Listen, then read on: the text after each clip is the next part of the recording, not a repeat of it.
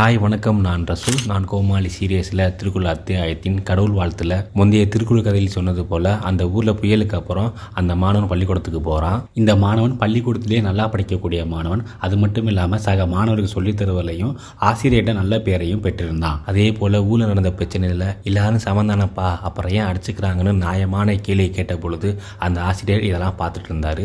அப்புறம் பள்ளி பிரேயரில் கூப்பிட்டு பாராட்டவும் செய்கிறாரு. இந்த மாணவனுக்கு எல்லார் மத்தியிலையும் ஒரு நல்ல பேர் ஏற்படுது. இப்படியே நாட்கள் போயிட்டு இருக்கு.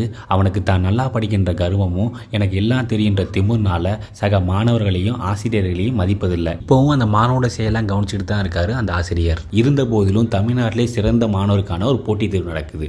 அதுக்கு இந்த மாணவனை எழுத வைக்கலான்னு அந்த ஆசிரியர் முடிவெடுக்கிறாரு. அப்புறம் அந்த ஆசிரியர் போய் மாணவர்கிட்ட சொல்றாரு, இந்த பள்ளியில எவ்வளோ மாணவர்கள் இருந்தும் உன்னை தான் அந்த தேர்வில் எழுத வைக்கலான்னு முடிவு பண்ணியிருக்கோம்.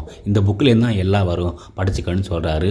ஆனாலும் தனக்கு எல்லாம் தெரிகின்ற கர்வத்தால் அந்த தேர்வுக்கு படிக்காம போயிடுறான். சில நாள் கழிச்சு அந்த தேர்வோட முடிவு வருது. அந்த தேர்வில் இவன் தோல்வி அடைஞ்சிடறான். அப்பதான் மாணவன் ஒன்ன உணர்றான். அந்த ஆசிரியர்கிட்ட போய் சொல்றான், எனக்கு எல்லாம் தெரிகின்ற கர்வத்தாலையும் திமிராலையும் தான் இப்படி பண்ணிட்டேன், என்னைய மன்னிச்சிருங்க சார்னு சொல்றான். இந்த கதை என்ன சொல்ல வருதுன்னா, கல்வி நல்ல பண்பையும் அறத்தையும் கொடுக்கும். அதே போல சொல்லிக் கொடுக்கும் ஆசிரியர்களுக்கு வணங்குதலையும் கொடுக்க வேண்டும். அப்படி கொடுக்காத கல்வி என்ன கத்துக்கிட்டாலும் எந்த பயனும் இல்லை. நீங்க பயின்ற பள்ளியில உங்களுக்கு பிடிச்ச ஆசிரியர் கண்டிப்பா இருப்பாங்க. உங்களோட சின்ன வெற்றியை அவங்ககிட்ட பயந்துக்குங்க.